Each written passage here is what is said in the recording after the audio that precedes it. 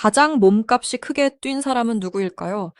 결론부터 말하면 무명 전설 이후 최고 출연료 가치의 중심에는 단연 성리가 있습니다. 하지만 이 순위가 단순히 결승 점수표를 그대로 따라가는 것은 아닙니다.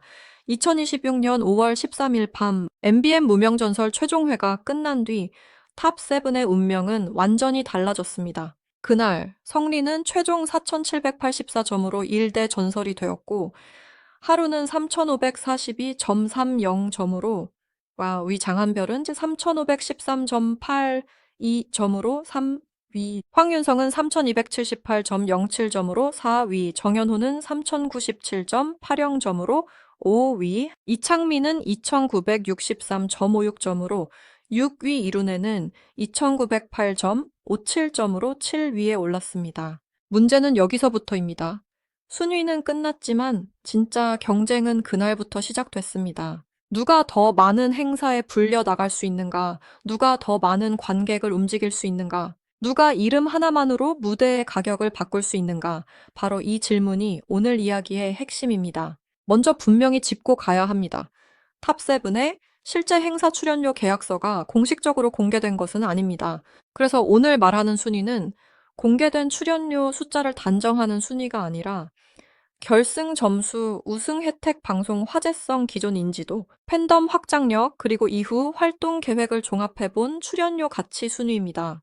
무명전설은 2026년 2월 25일부터 5월 13일까지 이어졌고, 마지막 결승전은 인생 명곡 미션으로 꾸며졌습니다. 시청률 조사기관 닐슨 코리아 기준으로 최종회는 유료 가구 시청률 9.308% 순간 최고 시청률 10.21%를 기록했습니다. 직전 방송 시청률 8.541%보다 0.767% 오른 수치였습니다. 실시간 문자 투표는 110만 건을 넘어섰습니다. 이 숫자 하나만 봐도 탑7이 단순한 참가자가 아니라 바로 다음 행사 시장에서 가격표가 바뀔 수밖에 없는 이름이 되었다는 것을 알 수 있습니다.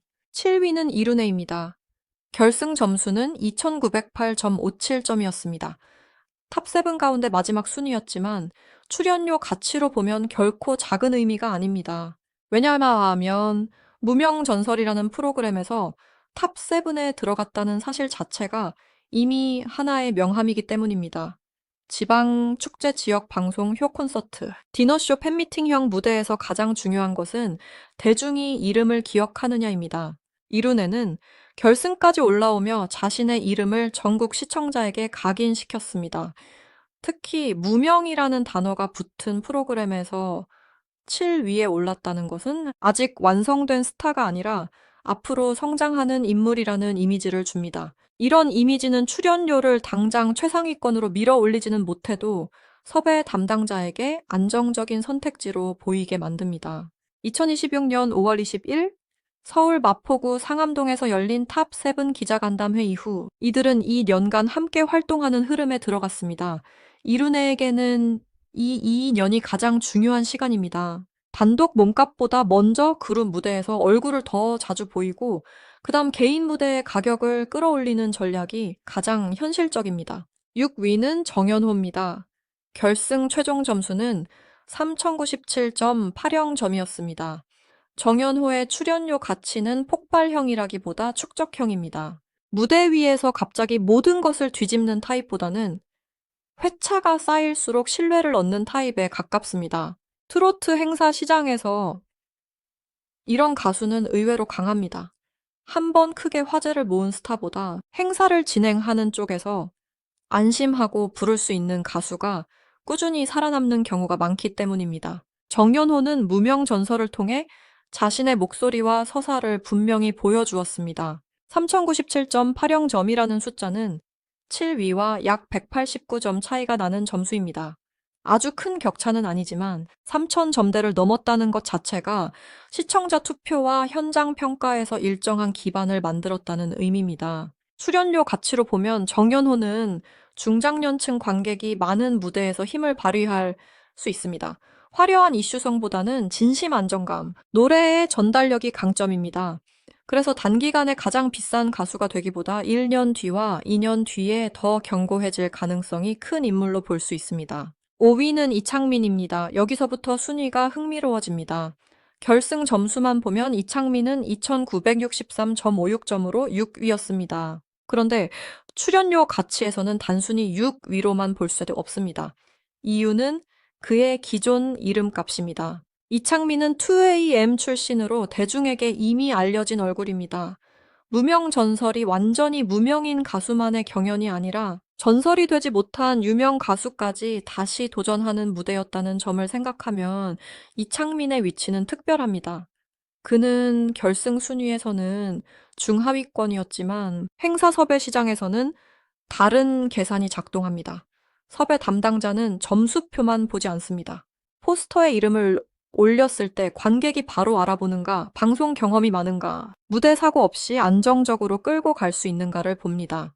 이창민은 이 부분에서 강합니다.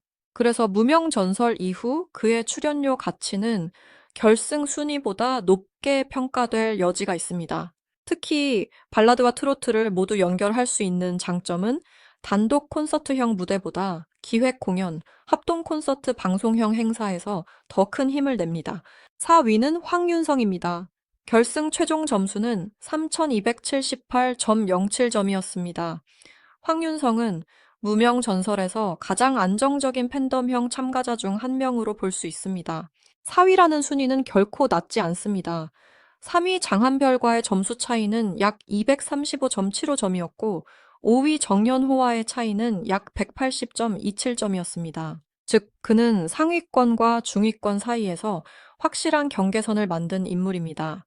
출연료 가치에서 황윤성이 강한 이유는 무대 친화력입니다. 트로트 무대는 노래만 잘한다고 끝나는 시장이 아닙니다. 관객과 눈을 맞추고 짧은 멘트로 분위기를 살리고 행사장의 연령층에 맞게 에너지를 조절해야 합니다. 황윤성은 이런 부분에서 안정적인 그림을 만들 수 있는 참가자입니다. 또한 현역 가수로 활동하며 쌓은 경험이 있어 무명전설 이후 갑자기 만들어진 이름이 아니라 이미 움직이고 있던 커리어에 방송 화제성이 더해진 구조입니다.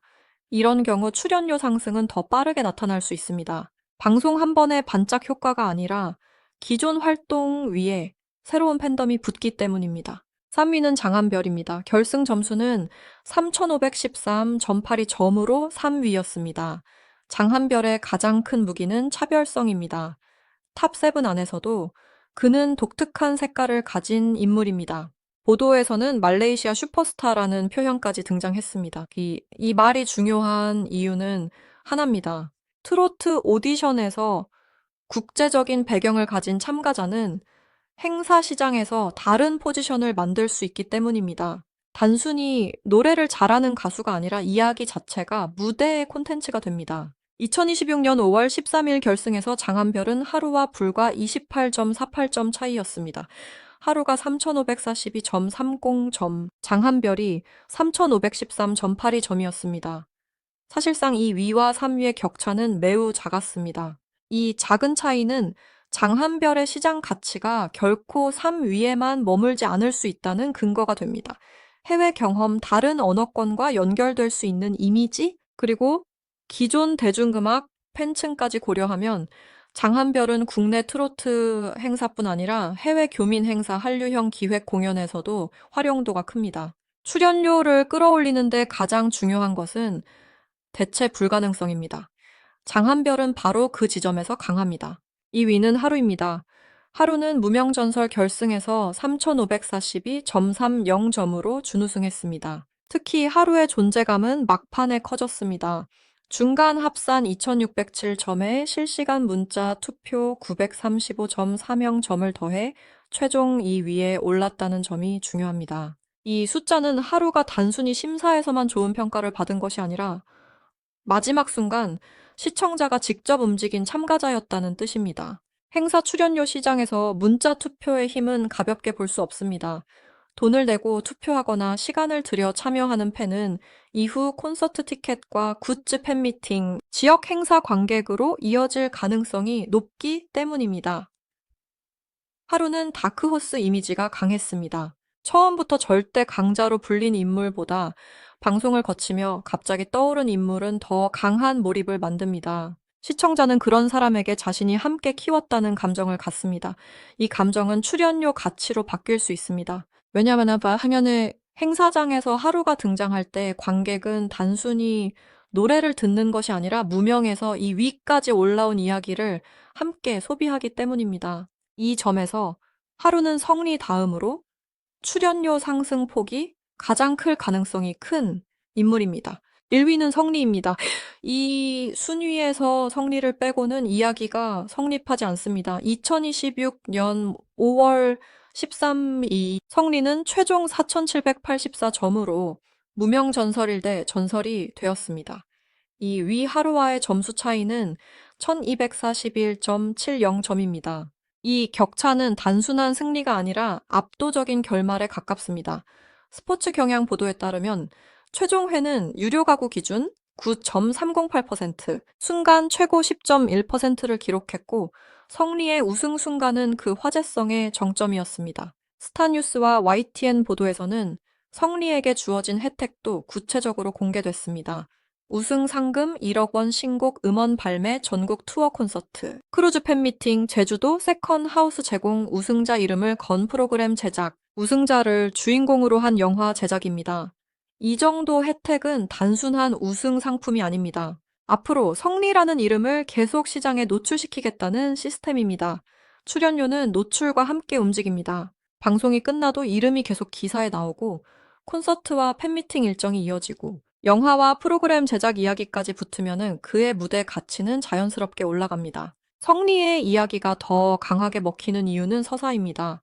그는 단순히 점수가 높아서 우승한 사람이 아닙니다. 여러 번의 도전 길었던 무명, 생계를 위해 버틴 시간, 그리고 다시 무대 위에 선 집념이 함께 움직였습니다. 대중은 이런 서사에 반응합니다.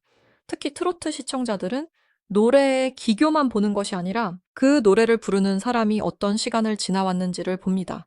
성리가 1대 전설이라는 타이틀을 얻은 순간 그의 출연료 가치는 개인 무대의 가격을 넘어 상징의 가격으로 바뀌었습니다.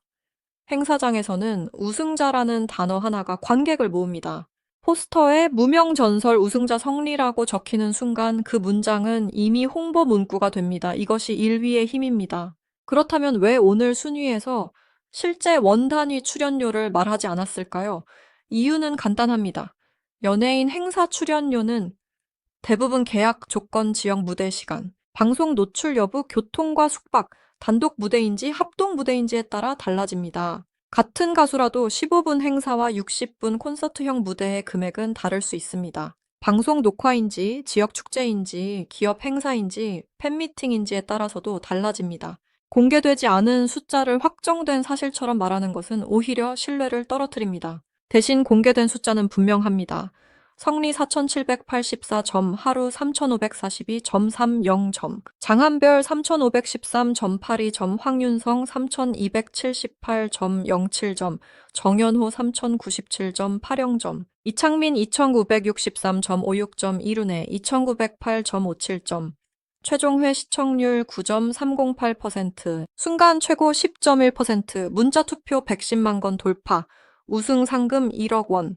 이 숫자들이 바로 탑7의 몸값 변화를 설명하는 가장 강력한 증거입니다. 무명전설 탑7의 출연료 가치를 한마디로 정리하면 이렇습니다. 이룬혜는 성장 가능성, 정연호는 안정감, 이창민은 기존 이름값, 황윤성은 무대 경험, 장한별은 차별성, 하루는 팬 투표의 폭발력, 성리는 우승자 프리미엄입니다. 이 7명은 같은 프로그램에서 나왔지만 앞으로 돈이 붙는 방식은 모두 다릅니다. 어떤 사람은 지방 행사에서 강하고, 어떤 사람은 콘서트에서 강하고, 어떤 사람은 해외 공연에서 강하고, 어떤 사람은 방송 기획에서 더 빛날 수 있습니다. 그래서 무명전설의 진짜 재미는 결승이 끝난 뒤에 시작됩니다. 2026년 5월 20일 기자간담회에서 탑7은 2년간 함께 활동하는 길에 들어섰습니다. 이 2년 동안 누가 가장 많은 무대에 오르고, 누가 가장 빠르게 단독 이름을 세우고, 누가 가장 높은 출연료 가치를 증명할지가 앞으로의 관전 포인트입니다. 여기서 출연료 가치라는 말을 조금 더 현실적으로 보면 무대 한 번의 가격은 단순히 노래 실력만으로 정해지지 않습니다. 방송 직후에 검색량 팬들이 움직이는 속도 기사 제목에 이름이 걸렸을 때의 반응, 그리고 행사 주최자가 느끼는 안전성이 함께 작동합니다. 무명전설 탑7은 2026년 5월 13일 결승 직후 모두 같은 출발선에 선 것처럼 보였지만 실제로는 각자 다른 무기를 들고 있었습니다. 성리는 우승자 타이틀을 들고 있었고 하루는 준우승자의 반전 서사를 들고 있었습니다. 장한별은 해외성과 독특한 배경을, 황윤성은 안정된 현장 감각을, 이창민은 이미 알려진 이름을, 정연호와 이룬혜는 성장 가능성을 들고 있었습니다. 이 차이가 앞으로 행사비의 차이로 이어질 수 있습니다. 또 하나 중요한 점은 무명전설의 결승이 단순한 마지막 방송이 아니었다는 사실입니다. 110만 건이 넘는 실시간 문자 투표는 팬들이 이미 행동했다는 증거였습니다. 방송을 본 사람이 많았다는 것과 투표에 직접 참여한 사람이 많았다는 것은 다릅니다. 시청률 9.308%는 관심을 보여주고 순간 최고 10.1%는 절정의 집중도를 보여줍니다. 그런데 문자 투표 110만 건은 팬덤의 행동력을 보여줍니다. 행사 시장에서 돈으로 바뀌는 것은 바로 이 행동력입니다. 누군가가 시간을 쓰고 손가락을 움직이고 이름을 반복해서 입력했다면은 그 팬은 다음 무대에서도 같은 이름을 찾아갈 가능성이 높습니다. 그래서 탑7의 몸값은 결승 당일 점수표 안에서만 읽으면 부족합니다. 표 뒤에 숨어있는 팬들의 움직임까지 읽어야 진짜 순위가 보입니다. 2026년 5월 20일 상암동 기자간담회도 중요한 신호였습니다. 방송이 끝난 뒤 사라지는 참가자와 방송이 끝난 뒤 바로 일정이 잡히는 참가자는 시장에서 전혀 다르게 취급됩니다. 탑7은 디너쇼를 시작으로 전국 투어 콘서트와 다양한 활동을 이어가게 됐습니다.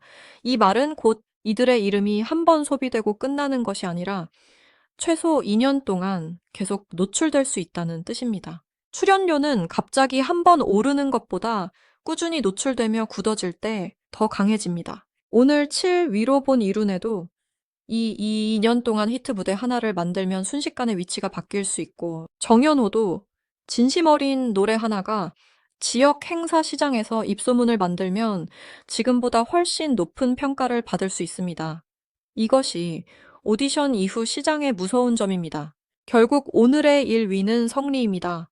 그러나 이 순위가 영원히 고정된 것은 아닙니다. 하루가 팬덤의 힘으로 치고 올라올 수 있고 장한별이 국제 무대에서 새로운 가능성을 만들 수 있으며 이창민은 기존 인지도로 예상보다 높은 섭외 가치를 보여줄 수 있습니다. 황윤성은 꾸준한 무대력으로 오래 갈 수 있고 정연호와 이룬혜는 이 년 활동을 통해 완전히 다른 위치로 올라설 수 있습니다. 무명전설은 이름 그대로 무명의 시간을 지나온 사람들에게 다시 전설이 될 기회를 준 무대였습니다. 이제 남은 질문은 하나입니다. 결승 점수 1위가 실제 행사 시장에서도 계속 1위를 지킬 것인가? 아니면 새로운 무대에서 또 다른 역전극이 벌어질 것인가? 진짜 출연료 순위는 지금부터 시작됩니다.